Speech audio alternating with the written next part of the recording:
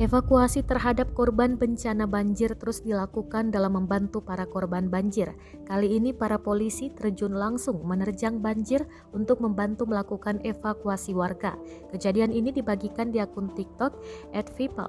Banjir tersebut terjadi di wilayah Kangean, Sumeneb, Madura, Jawa Timur.